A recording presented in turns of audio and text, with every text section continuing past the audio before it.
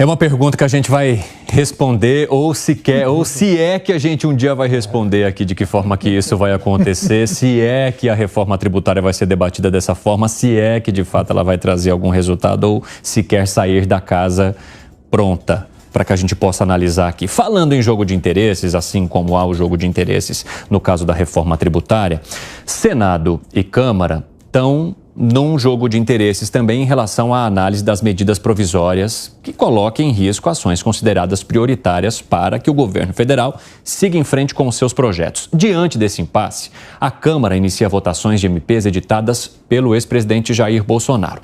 E os aliados de Pacheco alegam que Lira estaria pleiteando cargos e por isso está dificultando o debate e o diálogo com o Senado.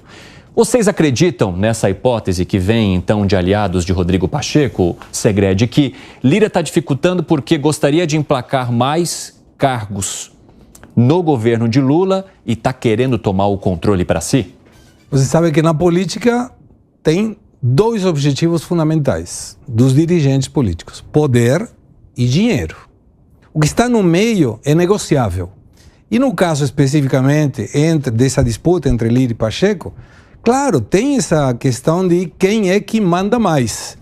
Se é o Senado, se é deputado. Ouvimos, inclusive, em declarações que se algum senador estivesse desconforme, que ele renuncia a seu mandato e se candidate para ser deputado, porque a Câmara que iniciava era a Câmara dos Deputados. De qualquer maneira, essa questão de medidas provisórias é um tema urgente. Lembrando que o aumento dos ministérios foi feito por medida provisória.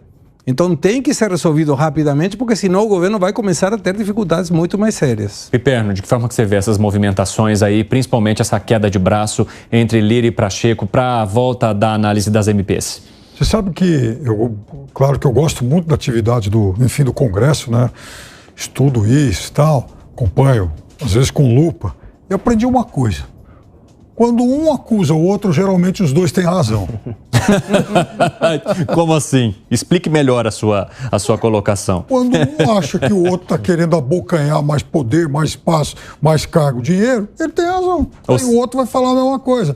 É por isso que eu disse outro dia aqui que, nesse sentido, Alan, eu sou a favor do tradicionalismo, da preservação de regras. Eu falo, você é um conservador. Antes tem que ser mantido, porque o jogo não pode ficar vulnerável, o jogo não pode ficar exposto assim o tempo todo. A cada pouquinho você quer mudar a regra, porque aí favorece aos apetites. Então, estabelece uma regra e cumpra essa regra para sempre. Eu ouvi também, de um deputado que é da oposição, de que, na verdade, essa briga é uma briga entre Lira e o senador Renan Calheiros. De que forma que você a vê, Alan Gani?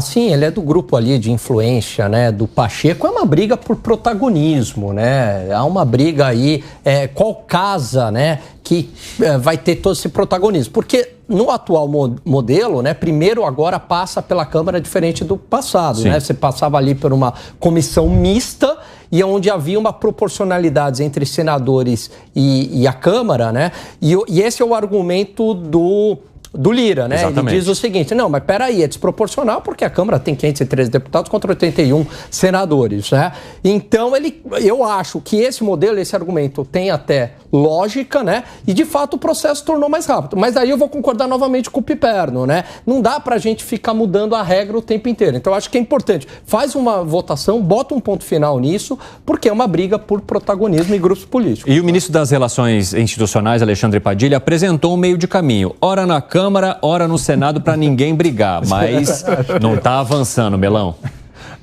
A busca de uma solução política aí, nem para um nem para outro. Vamos tentar o caminho do meio, tentando agradar os dois.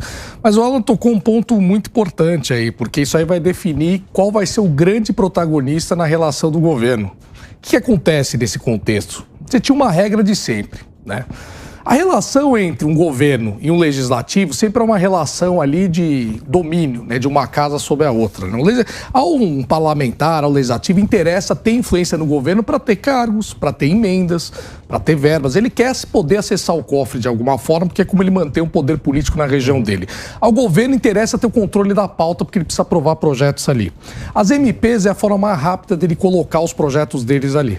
E aí envolve justamente o trâmite das MPs, esse, que era como o Lira prega, só que foi mudado durante a pandemia.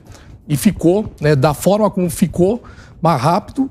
Com o protagonismo da Câmara. O protagonismo da Câmara, por causa da pandemia. E não se voltou atrás desse modelo. E aí o próprio Renan Calheiros, deve ter um conflito entre ambos, relembrou disso e fez uma questão ali de ordem, questionando se não cabe agora voltar ao modelo anterior, que voltaria essas comissões mistas. Então, tá tudo misturado aí no meio, dessa queda de braços toda. E a definição disso é justamente que vai colocar aí quem que vai ter esse poder diante do governo para poder barganhar mais. E aí é uma briga de pesos pesados. E só para finalizar, porque a parte de aliados de Lula dizem que o interesse seria maior em que o Senado tivesse o poder, exatamente porque Lula tem mais aliados dentro do Senado. Mas o próprio presidente da Câmara, Lira, disse que o governo já sinalizou para ele que prefere nesse modo que foi adotado depois da pandemia por conta da agilidade da aprovação. Quem que está falando a verdade nesse caso aí, na visão de vocês? Piperno. O governo, em tese, ele tem uma vida mais confortável no Senado. E isso, a priori, é verdade. Só que, se o governo fizer um bom acordo com o Lira, ele também vai ter uma boa vida na Câmara. Isso aqui todo mundo concorda? Exatamente. Todo Depende mundo. do acordo.